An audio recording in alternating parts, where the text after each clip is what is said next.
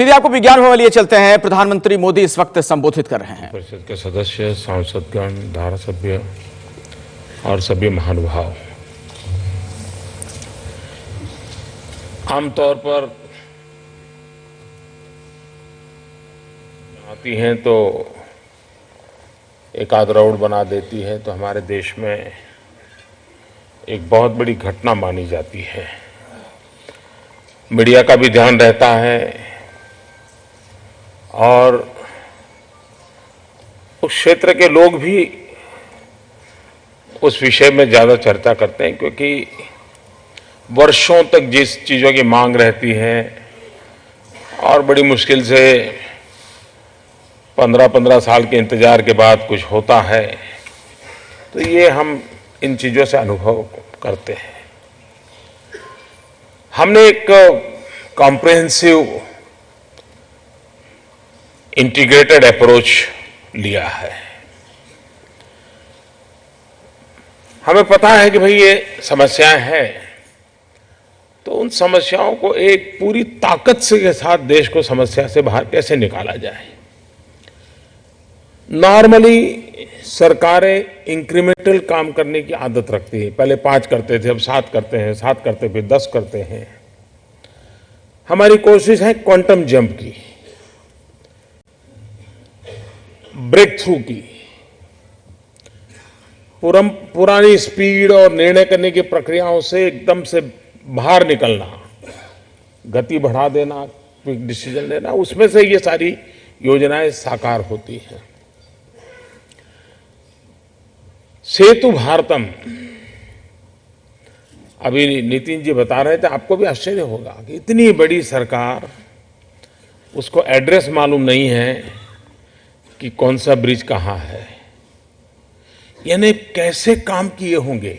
और मैं इसमें कोई इलेक्टेड बॉडी का दोष नहीं देता हूं कि फलाने प्रधानमंत्री थे या ढिकने राज्य मंत्री थे, मैं ये नहीं कह रहा हूं। व्यवस्था का दोष है ये। हमने इन चीजों को प्राथमिकता नहीं दी और इसलिए सबसे पहला काम किया कि भाई एक बार देखो तो सही इस देश में क्या है, कहां है, क्या स्थिति है। अब उसका ग्रेडेशन का काम चल रहा है कि उम्र के हिसाब से ब्रिज किस कैटेगरी में आते हैं, लंबाई चौड़ाई के हिसाब से किस कैटेगरी में आते हैं, मटेरियल के संदर्भ में किस प्रकार की डिजाइन है, कितनी पुराने जमाने की डिजाइन है, नई डिजाइन, सारा उसका ग्रेडेशन चल रहा है। और दूसरा उसका एड्रेस पक्का हो रहा है लॉन्गिट्यूड लैटिट्यूड के माध्यम से, स्पेस टेक्नोलॉजी का उपयोग करके, कहां यहां ये ब्रिज है। हो सकता है कुछ जगह पे कागज पे ब्रिज होगा, वहां नहीं होगा, वो भी हाथ में आएगा।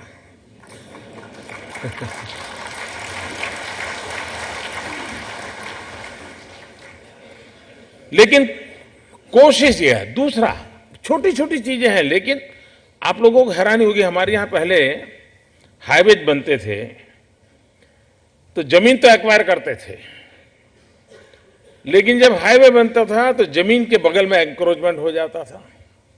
और कभी 4 लेन करना है, 6 लेन करना है, तो आप चौड़ाई नहीं बढ़ा सकते क्योंकि एंक्रोचमेंट था।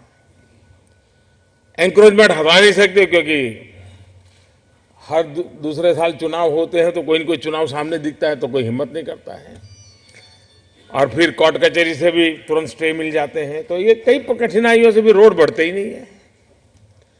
हमने एक छोटा सा निर्णय किया। हमने कहा रोड जब बनाएंगे तो जो जमीन एक्वायर करेंगे 2 छोर पर अप्स एंड डाउन का रोड बनाएंगे और बीच में जगह खाली रखेंगे। जब एक्सपांशन करना होगा तो अंदर की तरफ करेंगे, तो एंक्रोचमेंट का सवाल नहीं आएगा। अब चीजें छोटी होती हैं, लेकिन ये लंबे अरसे तक सहाय करने वाली है। उसी प्रकार से हमारे यहां जिस प्रकार से देश का विकास हो रहा है, तो बहुत सी चीजें आवश्यक हैं। क्यों न अभी से हम उसके साथ सामान्य मानवीय की जो फैसिलिटीज की आवश्यकता है, 20 किलोमीटर 30 किलोमीटर पर क्यों नहीं व्यवस्था करें। रेस्ट रूम वगैरह सब क्यों साथ में, उसकी डिजाइन में क्यों ना हो, उस पर बल दे रहे हैं। उसी प्रकार से ग्रामीण व्यक्तियों को अपना माल शहर में बेचना है, तो क्यों न इस बड़े रोड रास्तों के नजदीक में ऐसी कोई जगह हो जहां से वो माल ला करके वहां से बेचने के लिए, यानी एक कॉम्प्रिहेंसिव डेवलपमेंट की दिशा में हमारा प्रयास चल रहा है और उसी के तहत इस काम को करें। एक साथ 1500 ब्रिज, करीब 51,000 करोड़ रुपयों की लागत। कभी तो रेल और रोड उनके बीच में इतने कागज चलते थे, कभी कभी लगता है कि शायद इन सारे पत्र व्यवहार को इकट्ठा करे तो एकाध यहां मॉन्यूमेंट ब्रिज बना सकते हैं। हमने कहा ऐसा नहीं भाई, बैठो, बैठ करके बताइए क्या समस्या है। अब क्या किया है, फॉर्मूला बना दी है कि रेलवे के ऊपर ब्रिज बना है तो ऐसा बनेगा, रोड और रेल को क्रॉसिंग होता है तो ऐसा ब्रिज बनेगा, इसकी ये डिजाइन होगी, और ये डिजाइन आती है तो तुरंत उसको सैंक्शन कर दो। तेज गति से चीजें सैंक्शन हो रही है, आगे बढ़ रही है। उसी का परिणाम है कि आज 1500 ब्रिज, जिसमें रिपेयरिंग का भी है, नए निर्माण का काम भी है और समय सीमा में करने की दिशा में काम सोचा गया है। लैंड की जरूरत होगी तो उसके लिए राज्य सरकारों से बात करके आगे बढ़ना है। कोशिश ये है कि हम बदलाव के, और ये बात हम मान के चलें, जैसे शरीर में नसों का रोल है, धमनियों का रोल है, वेन्स का रोल है, और उसकी जो गतिविधि और काम है उसे वो शरीर को शक्ति भी देते हैं, शरीर को गति भी देते हैं। जो ये नसें वेन्स शरीर में रोल करती हैं, वैसे ही ये इंफ्रास्ट्रक्चर इस राष्ट्र के शरीर में काम करता है। अगर रोड इंफ्रास्ट्रक्चर आपका होगा, रेल इंफ्रास्ट्रक्चर होगा, आप गति बढ़ाएंगे। युग बदलते इंफ्रास्ट्रक्चर की परिभाषाएं बदलती हैं। पहले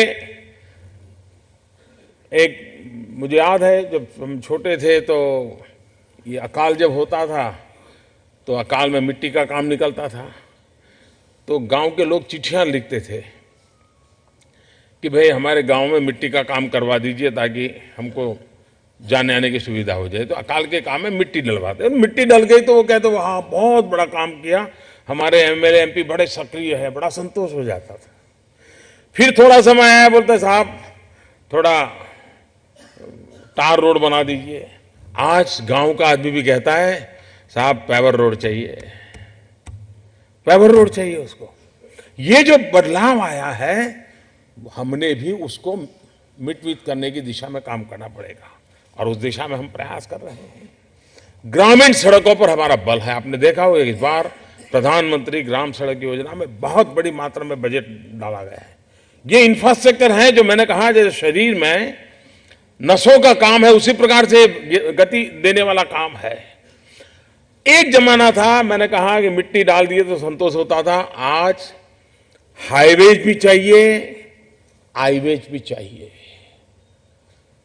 हाईवेज, इंफॉर्मेशन वेज, हाईवेज, ये साथ साथ करना होगा। इसलिए सरकार की कोशिश है डिजिटल ऑप्टिकल फाइबर नेटवर्क खड़ा करना। उसी प्रकार से एग्रीकल्चर सेक्टर के इंफ्रास्ट्रक्चर का भी महत्व है। जितना हम इरिगेशन इंफ्रास्ट्रक्चर खड़ा करते हैं उतनी पूरे एग्रीकल्चर सेक्टर को ताकत मिलती है। हम उस पर बल दे रहे हैं।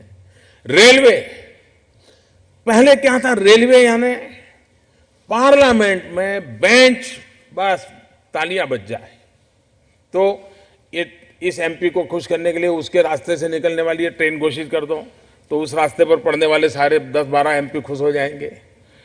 यही करना, फिर करना वरना कुछ नहीं। आप देखना पुरानी कई घोषणाएं पड़ी है जिसको आज तक चालू नहीं किया गया।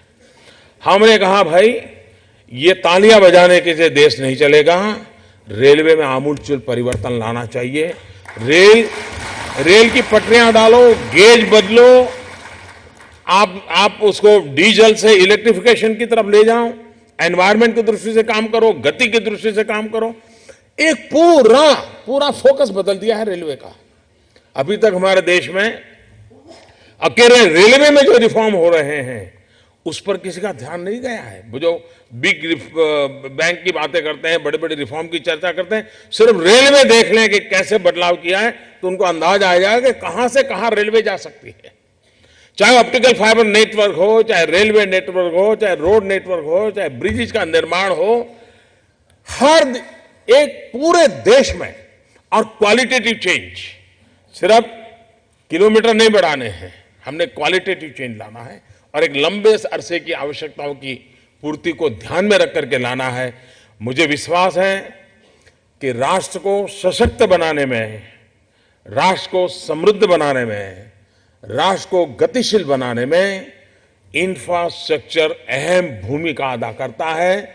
जैसे शरीर की मजबूती का कारण शरीर की नसों का रोल है, वेन्स का रोल है, वैसे ही राष्ट्र की मजबूती का आधार इस इंफ्रास्ट्रक्चर पर है, रोड नेटवर्क पर है, रेल नेटवर्क पर है, ऑप्टिकल फाइबर नेटवर्क पर है, वाटर कनेक्टिविटी पर है, ग्रिड कनेक्टिविटी पर है, इलेक्ट्रिसिटी जनरेशन पर है, इलेक्ट्रिसिटी सप्लाई पर है। ये चीजों पर हम जितना बल देंगे उतना ही आने वाले दिनों में परिवर्तन आने वाला है। और इसलिए ये सरकार उस दिशा में काम कर रही है। मैं नितिन जी को बधाई देता हूं कि सेतु भारतम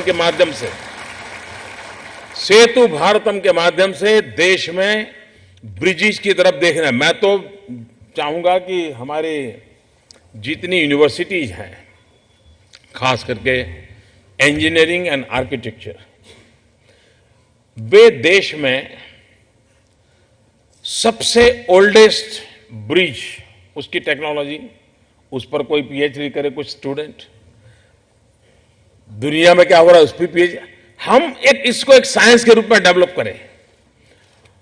उसी प्रकार से हमारे इंजीनियरिंग और आर्किटेक्चर के स्टूडेंट्स, उनको इंटर्नशिप के लिए हम ब्रिजेज पर अवसर दें।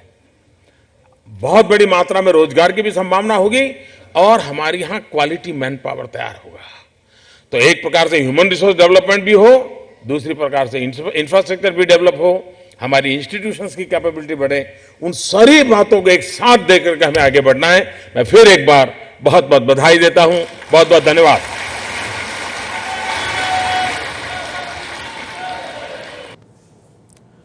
तो सेतु भारतम योजना का जिक्र करते हुए प्रधानमंत्री मोदी इसके क्या फायदे होंगे इसका भी जिक्र किया प्रधानमंत्री मोदी ने। अगले 4 साल का लक्ष्य रखा गया है जिसके अंतर्गत तमाम जो राष्ट्रीय राजमार्ग हैं उन्हें अब रेलवे क्रॉसिंग से फ्री कर दिया जाएगा। तो हमने रेलवे का फोकस बदल दिया है, रेलवे में बदलाव पर किसी का ध्यान अब तक नहीं गया था, यह कहना प्रधानमंत्री मोदी का।